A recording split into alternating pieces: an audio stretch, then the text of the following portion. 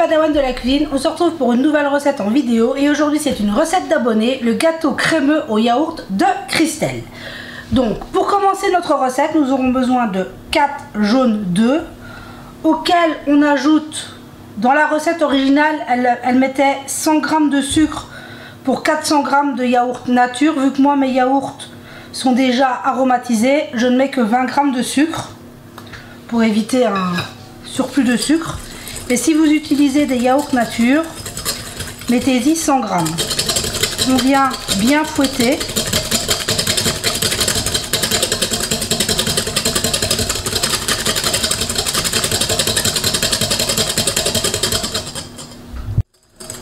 Voilà, on vient fouetter jusqu'à temps que notre mélange devienne légèrement mousseux. Ici, avec le sucre, ça ne va pas, c'est clair, ça ne va pas blanchir beaucoup plus que ça. Donc voilà. Maintenant, on ajoute 50 g de maïzena.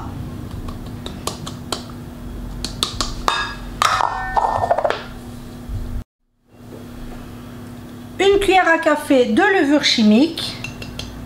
À ce stade, si vous voulez l'aromatiser, vanille, fleur d'oranger, citron, café, c'est à ce stade qu'on met l'arôme. Moi ici, vous verrez plus tard que je n'ai pas besoin d'en rajouter. Ça nous donne un mélange assez épais. Vous voyez ?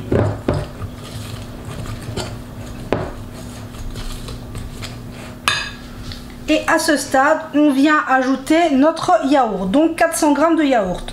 Moi ici, c'est du yaourt grec sur lit de fraises.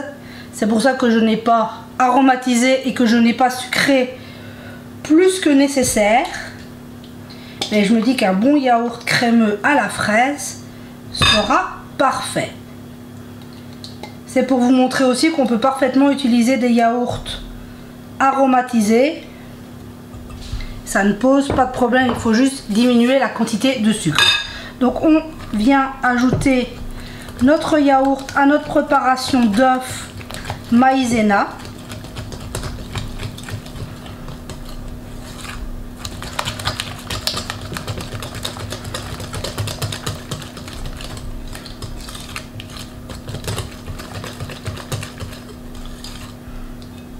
Et maintenant j'enlève mon fouet. Je récupère ma spatule pour du yaourt et on va venir ajouter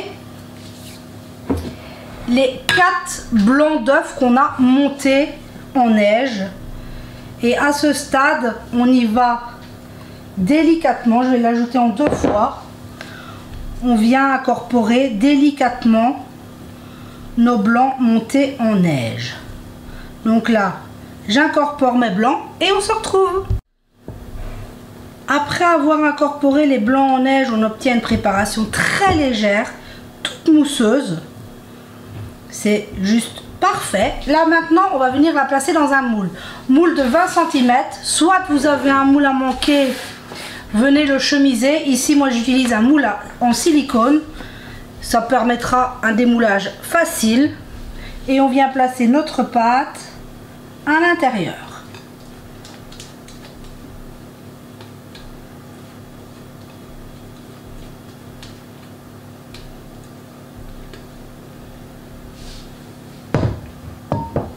Et maintenant, il ne reste plus qu'à placer à la cuisson 170 degrés.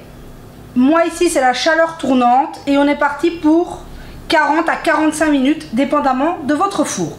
Donc on se retrouve une fois que notre gâteau sera cuit. Et voilà, on se retrouve 40 minutes de cuisson, le gâteau est parfaitement cuit. Maintenant, on va le laisser totalement refroidir avant de le démouler. Donc on se retrouve tout à l'heure une fois qu'il sera refroidi.